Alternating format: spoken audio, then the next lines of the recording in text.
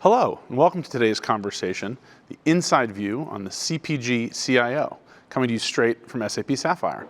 I'm Bennett Richardson, President of Protocol. Thank you for joining us today, and thank you to our partners at SAP for making today's event possible. At Protocol, we aim to arm you as decision makers in technology, business, and policy with actionable news and analysis to help you do your job. The world of consumer retail is changing faster than ever before, and no one is playing a more important role in that transformation than the CIO. Today, you'll hear from two of the world's top CIOs at leading consumer packaged goods companies on the role of enterprise tech in transforming their businesses. Thank you so much for joining us today. Don't forget to sign up for Protocol's enterprise newsletter and our entire family of newsletters at protocol.com/newsletters. To kick things off, I'm excited to be here today with Stephanie Nashawaty, Senior Vice President and Chief Customer Innovation Officer at SAP. Stephanie's 700-person organization has the technical and industry expertise to overcome challenges and unlock value for SAP's customers. Drawing upon Stephanie's 25 years in the industry and having worked for many software tech companies in strategy and sales, Stephanie works directly with executives at some of SAP's most strategic customers to guide them among their business transformations. Thank you so much, Stephanie, for having us. Thanks. So Stephanie, to kick things off, Sapphire is back in person for the first time in 2 years. Why is that exciting? We are all so excited to be back here, and if you're out on the showroom floor, you'll just see customers engaging together and partners and people shouting each other's name. It feels like everyone's just so excited to be back in person again because, well, SAP brings our best and brightest to help our customers here, where a lot of the learning happens is through these customer-to-customer interactions and engagements. And what you may have noticed about the show floor is it's a completely different design this year. It's curated to be these intimate conversations, the seating arrangements, the flow. So it's a whole new space. And some of the exciting news coming out of Sapphire are some of the announcements we're making. For me, I'm very excited about a recent announcement we made about a warehouse robotics solution. And why that is exciting is I have great empathy for the people working in warehouses whose job is to sort, pack, select, ship goods out to all of us. And they're expected to do this at incredibly high volumes and incredible efficiency and very, very quickly. And this new solution will allow them to do that. And any solution we have that puts that kind of power in the palm of an end user makes me really happy. No, that's amazing. And to think about that, those cloud level software and innovation, making it all the way down to that factory warehouse floor is fascinating. You talked about those new announcements and innovations this week. All year long, SAP has made it clear there's big bets on the cloud and its own transformation. What are some of the key industry trends that are emerging as you all are making that big bet on the cloud? So as far as industry trends go, I think there are many things we are seeing. Obviously, I think you may hear today when you talk to your CPG CIOs that with inflation ticking up a little bit, we expect consumers to be seeking value. We expect to see e-commerce continue to explode. And the third area that everyone is talking about is supply chain. Before the pandemic, that was just not something that I think consumers thought much about. But with the pandemic, it's made its way into mainstream news. It's in our living rooms. Everyone is realizing how important having a resilient, agile supply chain is. And as companies thought about the supply chain as linear, and they really looked at it and tried to make it as efficient as possible. What the pandemic and other events like the ice storms in Texas have shown us all is how interconnected we all really are. And that need for data and visibility is so critical. And it's also fueling another mega trend around sustainability. No, absolutely. And sustainability is a great topic to move to. Especially interesting for us, we just launched Protocol Climate a few weeks ago.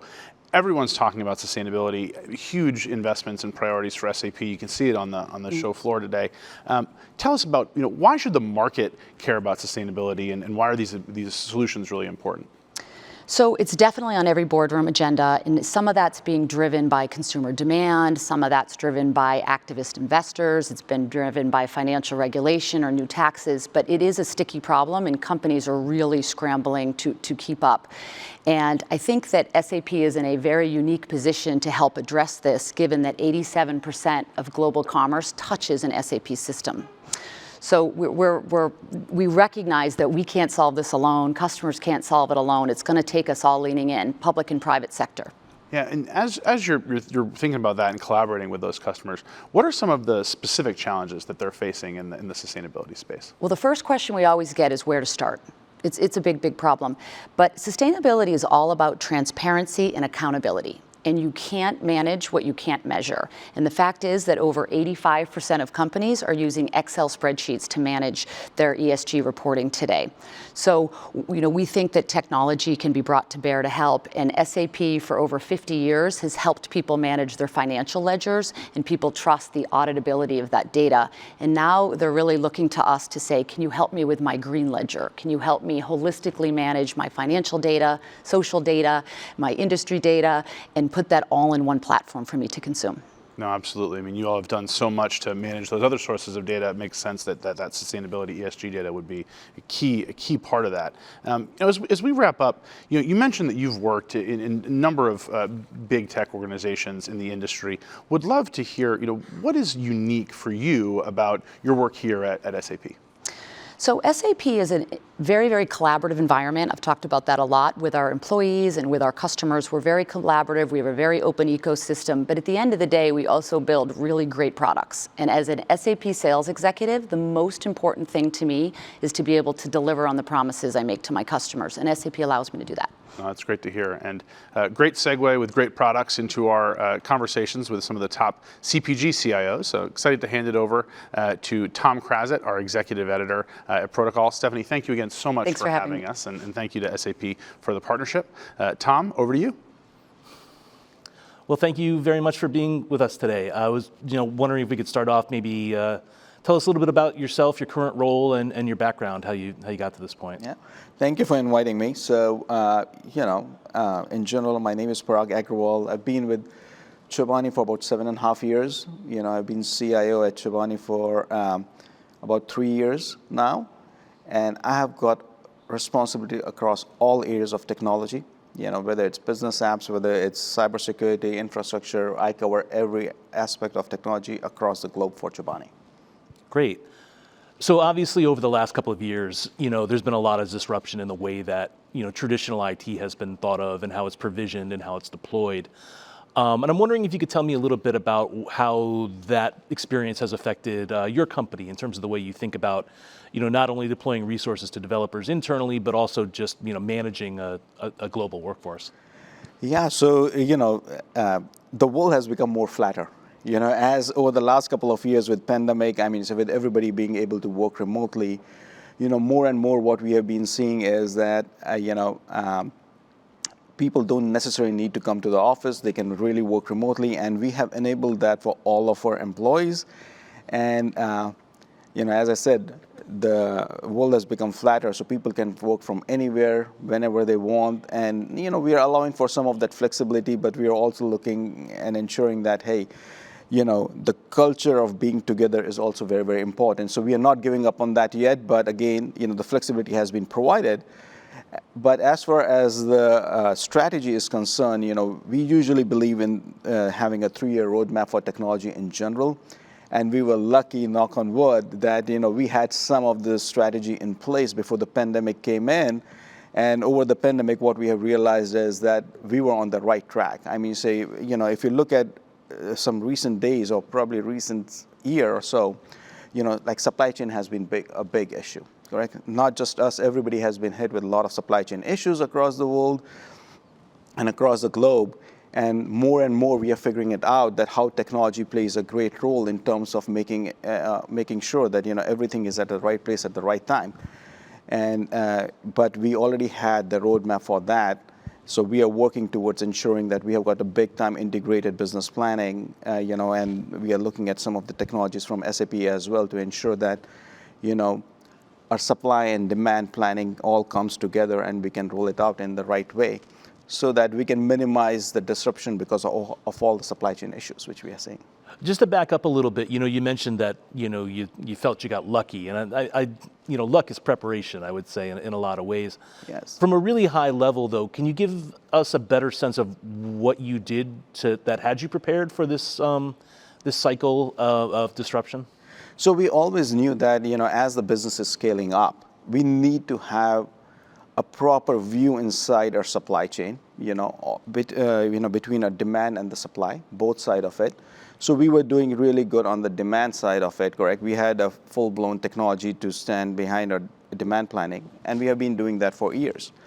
On the supply planning side of it, we have started the work. I'm not saying that we are out of the woods yet, but we were already thinking along those lines. So we have got good enough plans in terms of bringing all the data, all the systems together in order to bring supply and demand together. So again, when I said we had plans in place, doesn't mean that we have rolled it out fully. We are still working on those plans, but it's not that we suddenly got up one day in the middle of the pandemic and said, hey, we got to do this, because we already had that in our roadmap. From an infrastructure standpoint, how is the company structured at the moment, in terms of, I would presume you're in a hybrid cloud situation at the moment, but I'd love to hear a little bit more about how that's evolved and how you think that will evolve into the future. So I will go a little bit back. In 2018, we started a transformational journey at Chobani. And at that point, we decided to relook at our front end and the back end.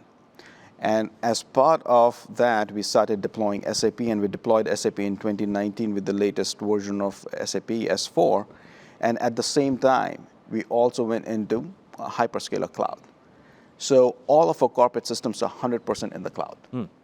So, we are a very young company and very modern company, and that helped us. We didn't have a big legacy baggage.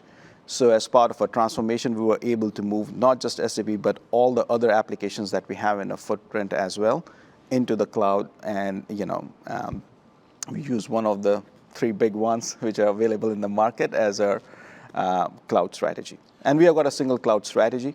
I was just going to ask you about that. Yeah. Was that deliberate? Have you considered using more than one cloud provider? I hear a lot of people talking about it. It's a little bit harder to find people who are putting it into place effectively, and I just was curious what your take on that was. That's a great question. We have debated internally about single cloud versus hybrid cloud strategy, and again, I would say that we are single cloud from the point of view of on-prem systems, correct?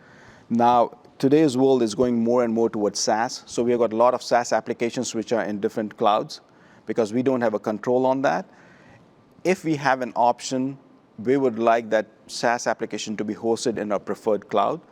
But if we don't have an option, then we have got different clouds. So in that way, we are hybrid cloud. But for any on-prem application, we have decided to go with a single cloud because, first of all, we are a medium-sized company. We are not a Fortune 500, correct? So we have got limited resources, and we try to do more with less.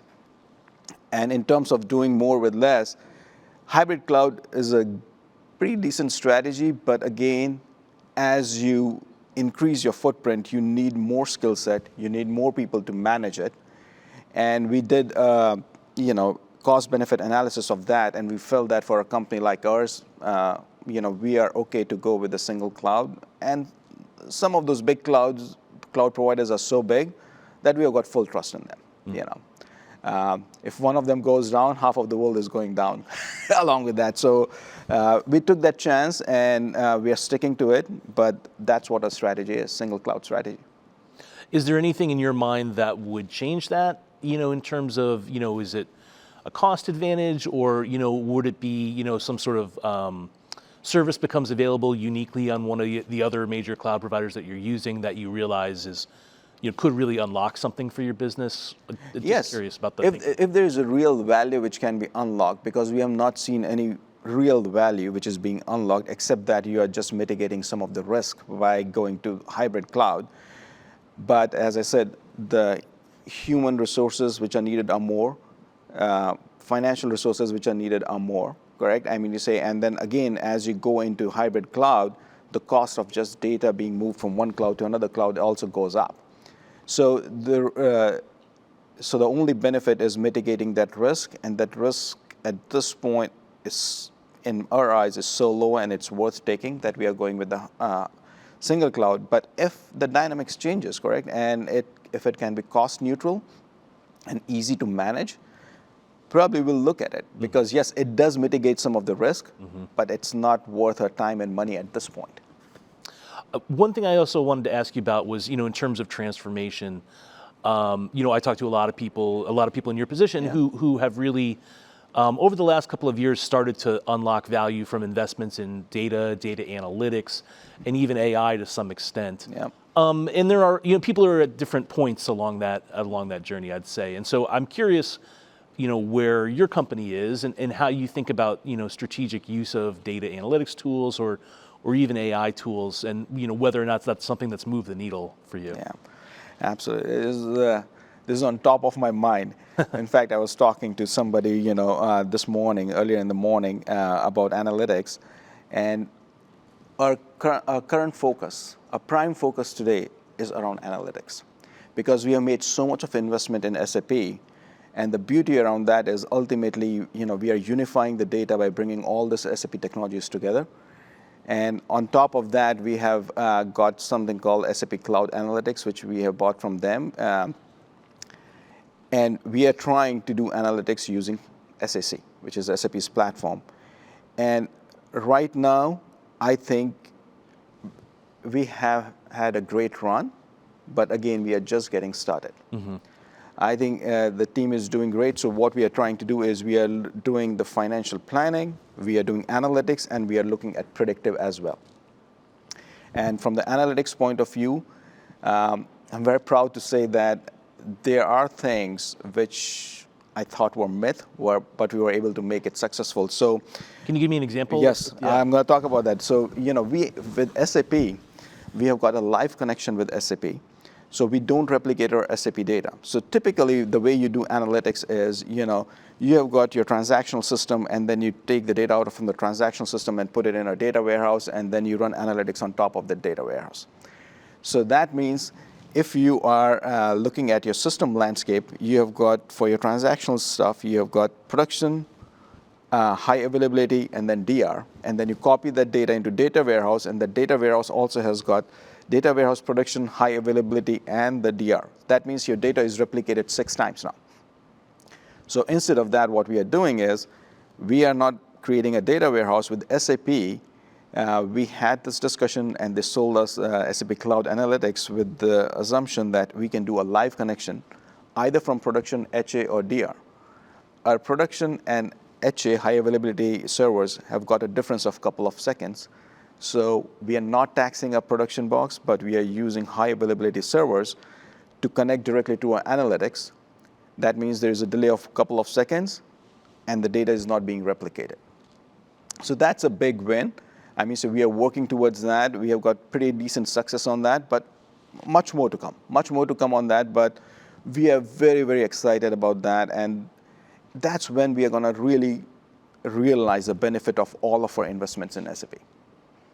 How about for AI, though? Is that something that makes sense for your company at this stage, or? So AI makes sense, but AI has got different versions too, I'll tell you. Sure. AI, people talk about AI, is AI the same as predictive? You say, is AI, a little bit of RPA? People use AI in different ways. I think we are going to take baby steps. We are going to first go with predictive. Mm-hmm. Then, and we are doing a lot of work on the RPA side as well. So we are going to do, predictive, RPA, and then we're going to also do a little bit of a machine learning, which is also part of, predictive as well, because predictive happens based on machine learning.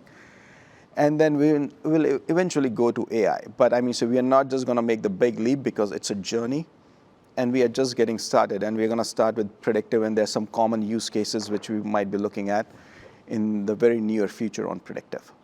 So shifting gears slightly, as you talk about the importance of data, and you talk about how important it is to be able to analyze that mm-hmm. data, generally cybersecurity concerns come in right at that point. Absolutely.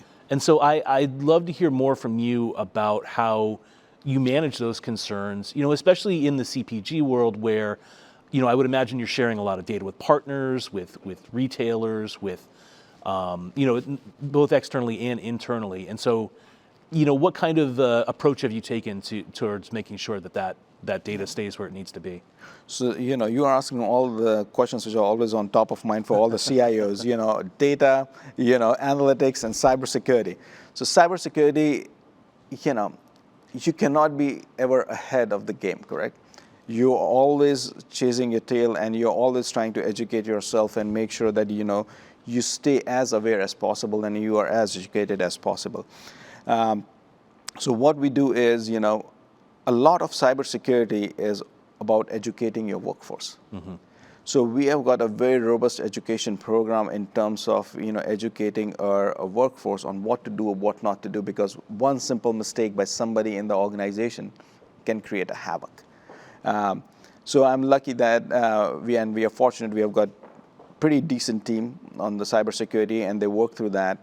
In terms of data, we are doing a lot of effort to categorize the data so that we can ensure that what kind of data we have and where the data is being passed around. So we have got a full-blown data. When I say full-blown, it's a very small team, but we have got a team, which is a data governance team, and they try to tag every type of data that we have, and they try to keep track of where the data is going, where the data is coming from, and where the data is going. And anybody who has access to their data is an authorized person.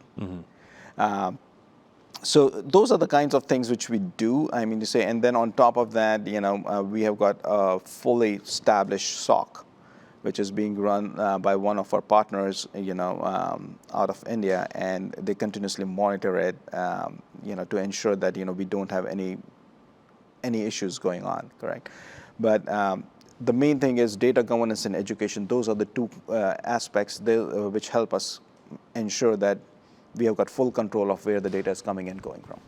Now, I wanted to come back to something you mentioned a little bit earlier when we were talking about the infrastructure cloud strategy, which was the resourcing and like finding the people in order to execute a multi-cloud strategy. I talk to a lot of CIOs, and just finding talent in general still seems to be a huge problem for just about everybody, up and down the scale. And there's a certain ease, I guess, that companies operating with technology as their primary business have in attracting talent that I would think would be a little more difficult for companies operating in CPG or in outside of really the main Silicon Valley hubs to attract that talent. So I just would love to hear from you about how you think about that, how you plan for it, and how you've managed to find the folks you need to keep your operation running. Yes, it has always been a challenge, and lately with the whole Great Resignation movement, it has been even a bigger challenge. And so what we try to do is, our going in vision was always that keep the team lean, but we try to hire the best of the best, right? We don't have a deep bench, but we have got best of the best we try to hire, and then we augment the rest of the staff through our partners. So we have got partners, across the world who help us with a lot of stuff, but majority of the architects are within Chobani. And then what we are trying to do is, with all this Great Resignation movement which is happening, plus more, we try to make sure that it's not just about the financial aspect of it. You need to keep the work interesting. And we have been on a transformation journey for the last 3-4 years, and we are continuing that. And we try to make sure that not only do we pay our people well, but we also keep the work interesting, and we are also investing in them. So we invest. I believe that my organization is a learning organization, and as part of my whole goals for my team, every year I make sure that everybody has got a training plan, because I want to continuously invest in my people, and they feel that the company is investing in it, so they are more invested in the company as well. And at the same time, we keep the work interesting, and because of the transformational nature, if the work is interesting, everybody wants to learn. If they want to grow, correct? Yes, there will be people who will jump here and there for a little bit of extra money and all, and that's fine, correct? And the thing is, I personally believe, and my leadership team believes in building leaders. So our strategy is, you come work with Chobani, learn from us, give your vision to Chobani, give your expertise to Chobani, take it to the next level, and it's part of your journey, right? So people will come and go, and it's fine. We want to make sure that we develop more leaders, we celebrate them, but at the same time, it's a mutually beneficial relationship, and we continuously invest in our people, because that's for us, and if you keep the work interesting, people will stay. I'd imagine there's a lot of CIOs who are in your position and are struggling though to get their upper management, their board, to really buy into the notion of needing to invest in people and continuous improvements and all of that. Moving past the cost center mentality. How did you do that? Like, what are the ways that other people can pursue that? I think it's a tricky question because every company is different, but I'll tell you that I've been very fortunate that our founder and our president, they both believe in it. We believe, it's culturally there in Chobani that we are a people-focused company and we want to invest in our people because we are what we are because of our people, correct? And if you ignore them, it's not going to work out. And so we always want to be, in every way, we want to take care of our people. And I would say that you need to think long term, and if you don't invest in your people in today's market, you are not going to be able to keep the people, correct? It's either you can take a short-term approach or a long-term approach. And you better take a long-term approach. Yes, even after investing, is that you're not going to have any attrition? No, you're still going to have an attrition, but you're going to minimize that attrition. And again, people will come around.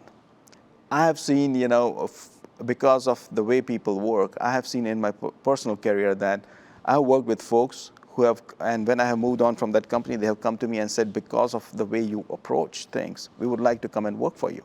And they have come back and they now work for me because of that mentality. And they're all top guns, and I'm lucky and proud to have them back on my team. And I think it's an investment. It's a long-term investment, and that's how you need to think about it. And so with the little bit of time we have left, I would just be curious about, if there's an emerging technology or a, something relatively new concept that's on the horizon that has you excited, that you think has the potential to transform your business or the way you operate, what would you pick? We have been doing POC with some aspects of AI, which we talked a little bit earlier, correct? I was very excited about it. We are figuring it out, some of the nuance around that, and I'm very excited about that, correct? But at the same time, I feel that it's easier said than done, and we have been working on it for a while now, for almost a year, and we have not been able to really maximize the benefit. It has gone up to 70-80% of what it should be doing, but that's not good enough. It needs to be at 100%. Otherwise, you are giving your business something which is not 100% ready and giving them something which is inferior to what they're doing, even though they are doing it a little bit in a more tedious way. So I'm very much excited about the AI side of it. And then analytics in general, I think that, we are just scratching the surface. And we are trying to ensure that, just the vision of unifying the data and bringing it all together so that the business folks are really working on generating the insights rather than hunting for the data, it just gave me a goosebumps and excites me. It's such a simple thing, and we have been talking about it for years, but I don't think anybody has done it perfectly. And everybody is making a try, but, again, and we are also trying it, but I think the success which we had so far, I'm very proud of it, very proud of my team, what they have done, but much, much more to come. So those are the two things which I'm very excited about. And then there are other things which we do on the infrastructure side, which, I'm proud, but we have already achieved that level about being 100% in the cloud. My infrastructure has done an amazing job of, doing, rolling patches and stuff like that, where we have got almost zero downtime with SAP, which is amazing. And my business loves it, and I love it as well. That's great. Well, we'll have to see how that plays out over the next couple of years. Thank you very much for your time. Thank you. Thank you so much. Welcome, Ravi. Thanks for being here today. I was wondering if you could start off, just tell us a little bit about yourself and your background and how you got to be here. Sure. Thanks, Tom. Thanks for having me. Just a little bit of myself. I'm the CIO of Edgewell Personal Care. For the folks that don't know Edgewell, we are a consumer goods company that is well known for brands like Playtex, Schick, Banana Boat, Hawaii Tropic, and few others. We are a global firm operating in 50+ markets. Personally, I've been with Edgewell for the last few years, Before that, I've been in the CPG space, primarily with companies like Henkel, Mead Johnson, Wolverine Worldwide, and even Masco, which is a home improvement firm. All global companies in the consumer space working with kind of improving lives of customers. So did you start with Edgewell right about the time the pandemic hit? Yes, I think I joined right after the first month of pandemic, which is very interesting times. I bet. Yeah. Tell me a little bit about that experience. You know, how things had to change, how technology played a role in helping you change, and you know what you've learned, I guess, along that way. Yeah, I think I would treat it on both sides. One, how the company adjusted and what IT should be doing to help the company manage that disruption. And second, personally, how I felt joining a firm remotely as a leader, right? So on the company side, I think we had big bets in technology. Even we migrated to Microsoft Teams. Even we didn't anticipate pandemic, but anticipating there is a need for technology innovation. So that really helped. We are like 3 months into the rollout, and then when the pandemic hit, we were able to kind of migrate our workforce fully remote, like using Microsoft technology and whatnot. We could have gone to Zoom, we could have gone other places, but then we invested in one, and that worked out, proved to be working, right? And the second adjustment we had to do is how do we make sure collaboration continues to happen, we don't lose momentum. That has been a challenge and continue to be a challenge. We continue to innovate in that space. Working with Microsoft on some of the innovation coming out of the teams and the collaborative experiences, whatnot. So that kind of changed the pace, and we had to really react faster to our business needs. The coffee talks, the coffee discussions went away, so everything is a meeting, and we had to adjust, like, how do we reduce the number of meetings so the productivity is still there. So those kind of things are the challenges that we had to overcome. On the personal front, leading is different in a pandemic world. I joined right starting when all the teams are starting to work remotely. I haven't met teams in person. So that leading remotely is a challenge. IT especially is even more challenging because I couldn't meet my team cannot meet the business to have the discussions, the process designs, the technology designs that needs to happen. So that was a challenge. I think the problem is just had to work through it and run through it to manage the disruption. On the flip side, I think what helped is our technology investments did not let us down. We invested in our network, our VPN capabilities. Obviously, I told you about the Microsoft investments. Those worked. So if you ask our business team, yeah, we had disruption, but we could bank on our IT team that it really worked, and we didn't feel the pain as much as we supposed to, Can you tell me a little bit more about, at a high level, some of those investments that you made? I think that's what a lot of people in your situation like to have a little background about, is how other people have navigated these kinds of transitions. And Yeah. I'm just curious where you, from a networking standpoint, data center standpoint, how you've thought about making those investments over the last couple of years. Yeah, I think from a data center, we are on a cloud transformation journey, so we are investing. That's whether it's pandemic or not, that's the journey, a strategic direction we are moving. But in terms of network, we had to bump up our network capabilities across the globe. We had to work with our partners to increase that capability across the board. We have to negotiate pricing with the partners because suddenly our offices, who used to see hundreds of people using network, right down to 10, 15, and we are paying the same amount to our network provider. So we had to negotiate that, but at the same time increase the WAN services or WAN speeds. So that kind of one investment, working with the partners and making sure where to put the money in versus a site versus a wide area network. The other pieces is VPN capabilities. We had to quickly ramp up our VPN capabilities because suddenly like 5,000 plus employees are starting to work on VPN, while historically it's like 500. So that's a huge change. So we had to invest in VPN licensing and those capabilities. Also educating users on how to do, when to need VPN, when you don't need the VPN. The other pieces we invested in is hardware, like making sure the laptops can be deployed, they are up to date. Making sure we provide training to users how to connect displays, external displays or printers at home and things of that nature. We had to also separate network traffic that's going to internet versus corporate systems to not choke the performance, right? So those are the few things we had to really do very, very quickly, right? Like the first 3 months are really critical to make sure all this happened so that the business team, on top of the pandemic, working remotely and all that personal disruption, they can still at least do their job.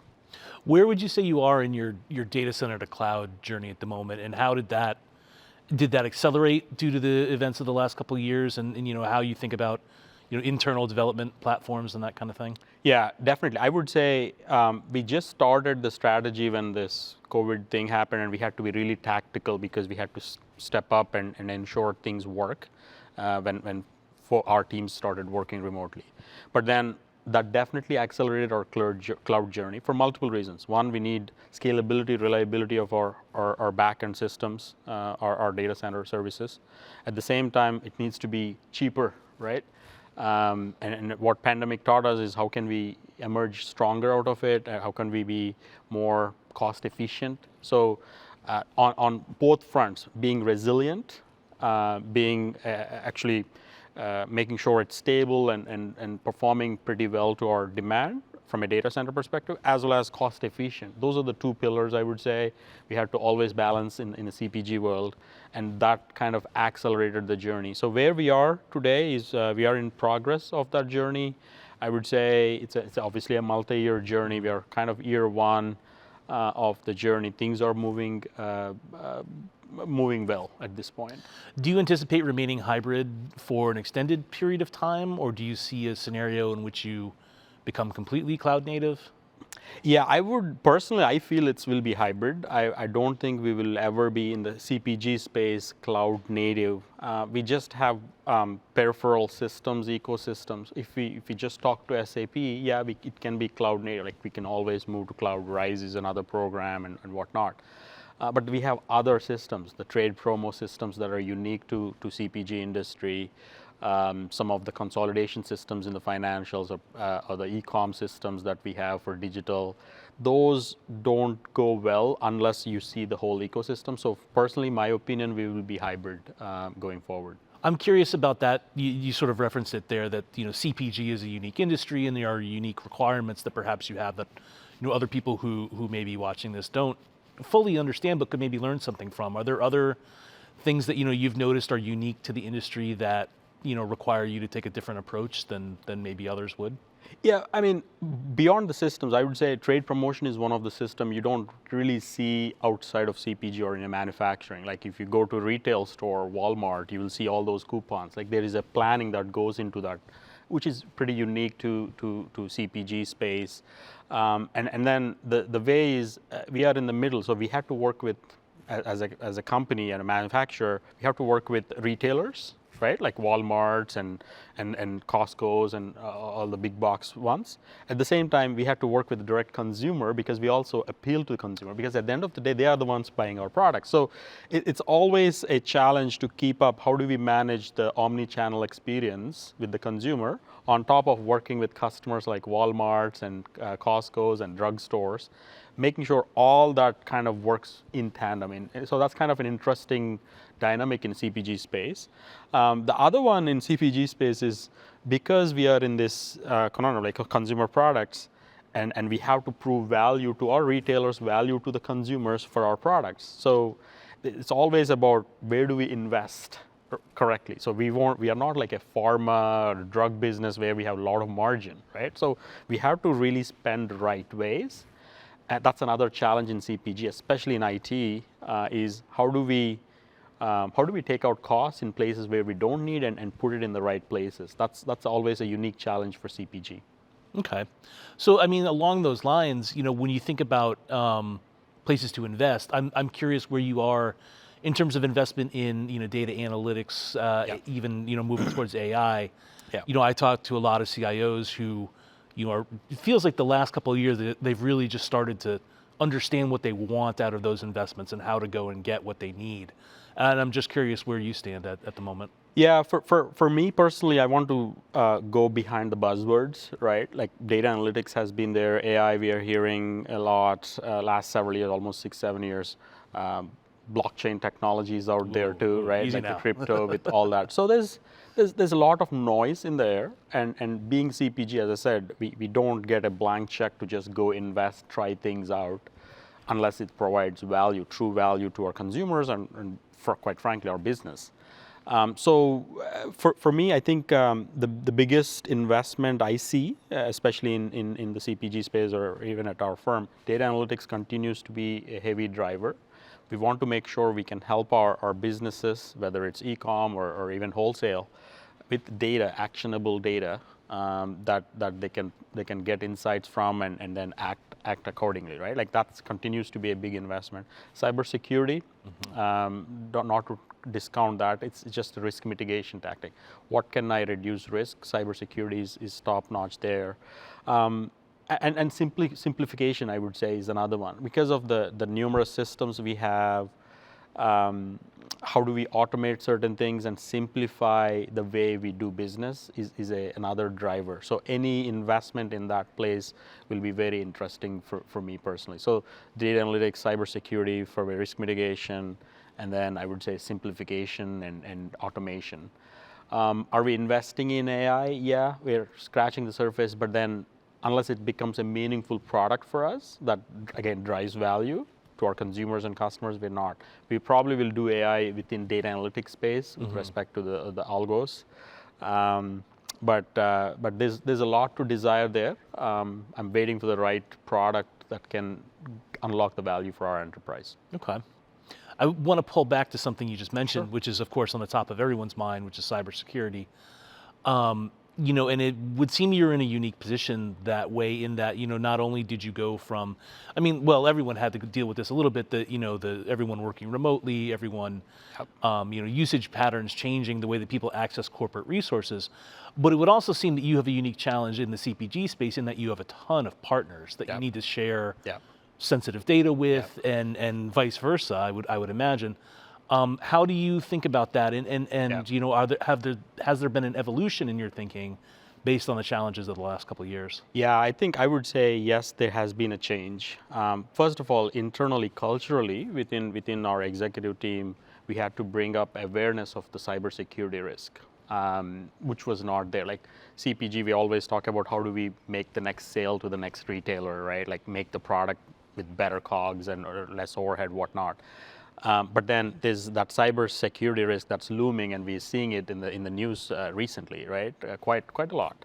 And the first thing is awareness within the organization of what does that risk mean for us, both from regular employees as well as the executive team, and then also investing in the right things, in having a proper strategy, investing in right controls and protections, whatnot, would be critical in my opinion. So that kind of helped. And one of the things is it's like insurance, right? Like you don't want to spend money on cybersecurity for something that may happen in future, but then the risk of that happening is getting better and better. So it's like you're in a worse situation if you don't invest in cybersecurity now. Because again, if you don't have an insurance and you end up in an accident, what's the protection? The same way cybersecurity. That's how I treat it. That's how I explain to our team is, hey, you can choose not to invest or not to have an insurance. It's your choice. But then when something bad happens, we can't blame ourselves, right? Like, so that's the balance. And it's also, again, as I said, balancing, right? How much of an investment? I mean, if you look at cybersecurity realm, from awareness to data protection to supply chain risk, which you mentioned, there's a ton of things. So identifying areas that are relevant for the enterprise and investing there. To your point, I think we put better boundaries within our enterprise, so we are not an easy target out there. At the same time, we work with supply chain, all our vendors, to make sure they follow certain rigor, especially if we are sharing data. That's, as you mentioned. That that is not an issue 2-3 years ago, where I think a business can just work with a partner and then send data because they showed some nice looking dashboards. Now, no. I mean, from an IT, procurement, legal, we put certain guardrails so that we vet out our partners, ensure they follow our process and in terms of data protection and prevention. So those things helped. It's not always technology, it's the people, awareness, and then the process behind how do we onboard, offboard suppliers. You mentioned something that I bet a lot of CIOs would want to know, who have been in a similar position to you as well, which was the need to elevate cybersecurity as a concern to your management team and to your board as well, I would presume. How did you do that? That's a question I think a lot of people are dealing with. Yeah, I think one of the things that helped is truly media, I would say, right? Like when Colonial Pipeline hit, or a SolarWinds hack happened, or if the White House is tweeting about it, that really helped. Like, oh, what's happening, right? And there's also our SEC changing rules of disclosures and stuff, and that our finance team is now, oh, what SEC is asking something to file. What is this? And the board start to see all these news and asking, oh, what are we doing? Are we at risk or not? So I think that really helped, right? Like that interest from our leadership helped. And personally, what I do is be proactive, right? Like our enterprise or our company may not be affected by a certain cybersecurity event, but be proactive, provide a report out to the executives, to the management team, so that they are aware, okay, I think we have our our ducks in the row, and we got things covered. And it also improves the confidence. Oh, we have this leader taking care of it. Even though it didn't impact, I understand what happened with Colonial Pipeline. I understand what happened with SolarWinds. So that awareness, again, that confidence builder will help have more strategic discussions on what's the strategy look like for cybersecurity? When do we do what, in terms of cybersecurity space, or more broadly, information security space? Sure. I mean, another struggle that I hear CIOs, grapple with all the time is talent, finding talent and finding people, to be able to solve some of these challenges. And there are inherent advantages that companies working in the technology industry have. It seems, when it comes to sourcing that talent. For companies working in an industry like CPG, I would imagine that's a little more difficult. Yeah. So tell us a little bit about how you've tried to make that work for you. Yeah, I won't discount that. Yeah, talent is getting harder and harder to acquire. The challenge with CPG space is, again, we are not like, if anybody tries to find who Edgewell is versus who is Meta, who is Google, there's a difference, right? So the talent out there knows the bigger tech firms that has the bells and whistles than the companies like us. So that won't make it easy from a recruiting standpoint, right? Like there's just lack of awareness compared to some of the big players. And then the other piece of the puzzle we are happening generally in industry, like even the big players are struggling, it's just lack of number capacity. We just don't have the capacity. We have jobs, but we don't have the right talent groups and the skill set we need. And it's not just unique to, let's say, North America or Europe or Asia. It's across the globe. I talk to all my partners. They have the same challenge. They're trying to do recruiting and net inflow of people into the organization, but still it's not helping. It continues to be a challenge for the next, I would say, 12 months. What we do is develop the culture. Like, I mean, the thing what pandemic did, to be transparent, is created a void with culture, right? Because you're in front of a screen, you don't know the people, you haven't met the people, you don't know the ecosystem of the company or culture of the company, or at least especially if you join, right? Like, there's no sticking factor. And that's a really big thing. And that's why back to office or a hybrid work model, we are really banking on that to develop the culture, develop that sticking factor. People know beyond the job, oh, this is the company culture, I like it. Oh, these are the sustainability things, I like it, I want to work for here. Not because somebody's paying more, not because I just find a new challenge. So we want to create that environment. It's not easy. There's no easy challenge. I mean, if it's just the incentive, yeah, I mean, it's going to be a bidding war. Like, I can pay and another company pays more higher, Google pays even higher, or somebody else pays. it's not anymore the bidding war. We have to prove to the talent that beyond incentives, the culture is great. This is the company you want to work for. This is the team I want to work for. This is the management or leadership that I want to work for. That's what we are trying to create. It's a slow, and we believe that's what solves the problem versus trying to just bump up incentives and make it more financial. Yeah, we will do that, but on top of it, we have to do cultural and process related awareness to the talent. Yeah. And so I have one last question, which is just if there's a technology or an evolving, discipline within enterprise tech right now that has you really excited, that you think is really going to transform the way your company works or your business works, could you pick one? Yeah, I would say virtual reality is probably very interesting for us, along with not the crypto side of the blockchain, but more on inventory management, right? Removing the middlemen or middle layers. So those two I would say very interesting. Given consumer, how the consumers can experience our products, not physically with the product, right? Like that's the virtual reality experience. So I think we can bank on it. And on the digital tech stack side, how do we leverage the blockchain technology to remove the middle layers, remove the complexity, and keep the transactions simplified. So those two will be very interesting for me to watch out in the next few years. Yeah. Great. Well, we'll see how that plays out. Ravi, thank you very much for your time. Oh, thanks for having me, Tom. Appreciate it. Well, thanks again to Ravi and Parag for sharing their thoughts today. Please come back to Protocol Enterprise for more on these topics over the months and years to come. And you can always sign up for our daily Protocol Enterprise newsletter as well to get detailed updates on the news of the day and these ongoing discussions. And thanks once again.